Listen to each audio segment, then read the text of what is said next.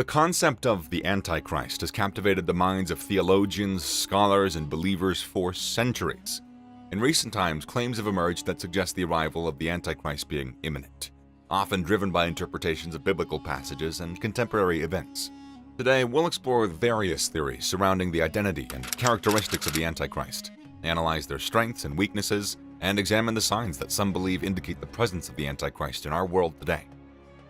One prominent theory proposes that the Antichrist will be a wealthy and powerful individual who uses their immense riches to control government and global systems.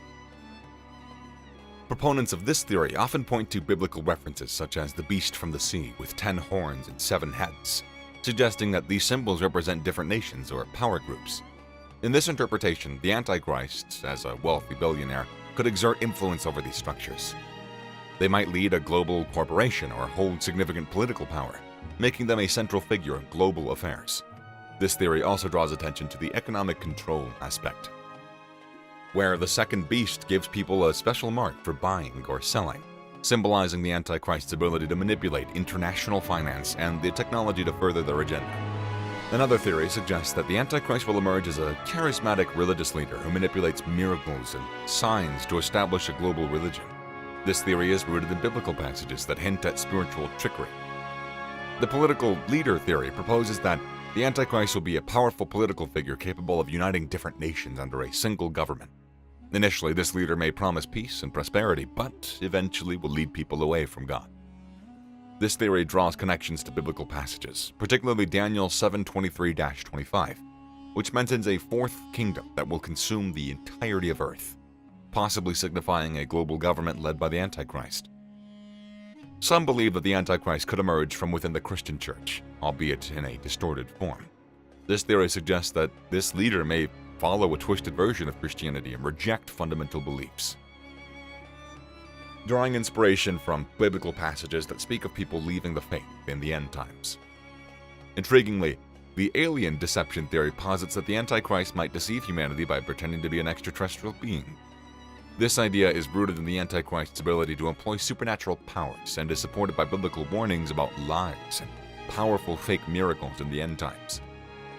This theory suggests that the Antichrist will arise from a revived version of the ancient Roman Empire, with potential connections to modern entities like the European Union. Proponents base their argument on biblical descriptions of beasts in Daniel 7 and Revelation 13. Modern interpretations propose that the Antichrist could be linked to advanced technology and artificial intelligence. This theory emphasizes how an Antichrist-like entity could deceive and control people, consistent with the book of Revelation. While these theories offer diverse perspectives on the nature and identity of the Antichrist, it's essential to approach them with caution, recognizing that they often rely on speculative interpretations of biblical passages and contemporary events. To gain a deeper understanding of the Antichrist, it's crucial to explore biblical passages that allude to this prophesied figure. While the term Antichrist is only explicitly mentioned in the Johannine epistles, other passages in the New Testament provide insight into the characteristics and actions associated with the Antichrist. 1 John 2:18. Little children, it is the last hour, and as you have heard that Antichrist cometh, even now are become many Antichrists, whereby we know that it is the last hour. This verse suggests that the spirit of the Antichrist is already active in the world and that there may be multiple Antichrists. It emphasizes the idea that the Antichrist influence will be prevalent in the last hour. 1 John 2:22. Who is the liar but the one who denies that Jesus is the Christ? This is the Antichrist, the one who denies the Father and the Son. Here, the Antichrist is described as one who denies Jesus as the Christ and rejects the Father and the Son. This denial of fundamental Christian beliefs aligns with the idea of a false leader or deceptive figure. 1 John 4:2-3. By this you know the Spirit of God. Every spirit that confesses that Jesus Christ has come in the flesh is from God, and every spirit that does not confess Jesus is not from God. And this is the spirit of the Antichrist, of which you have heard that it is coming, and now it is already in the world. This passage underscores the importance of acknowledging Jesus as the Christ who has come in the flesh. The spirit of the Antichrist is described as one that denies this truth, and it's noted that this spirit is already present in the world. 2 John 1:7. Many deceivers have gone out into the world, those who do not confess that Jesus Christ has come in the flesh.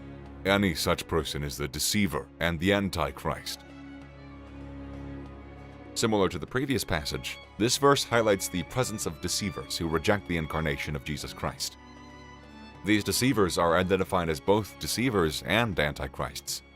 In addition to the Johannine epistles, the second epistle to the Thessalonians contains references to a figure commonly associated with the Antichrist, referred to as the lawless one, or man of sin.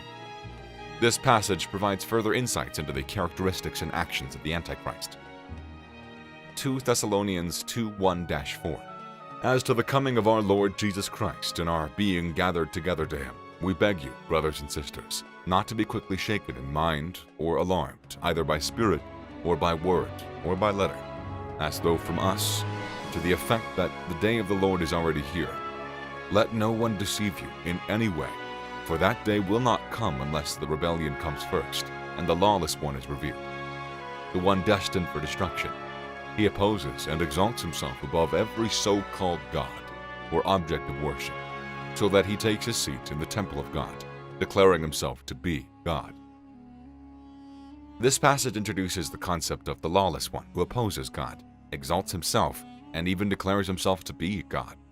It emphasizes the need for discernment and warns against deception in the context of the end times.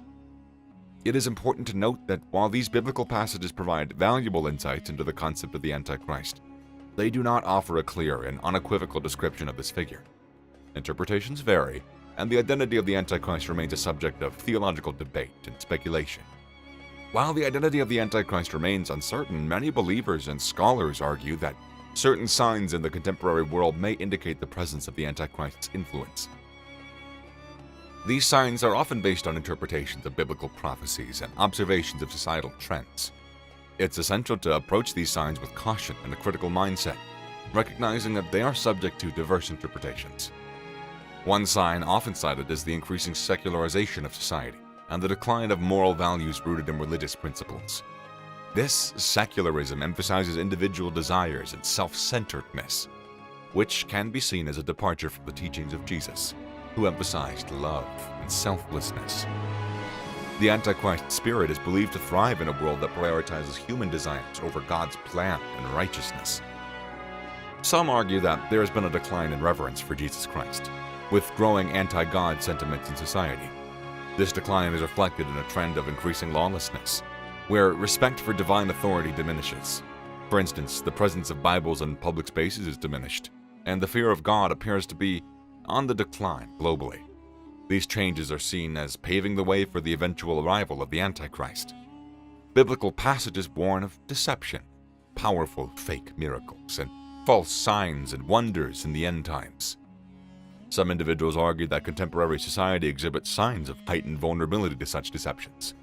They point to the influence of mass media, technology, and information manipulation as potential tools for deceiving the masses.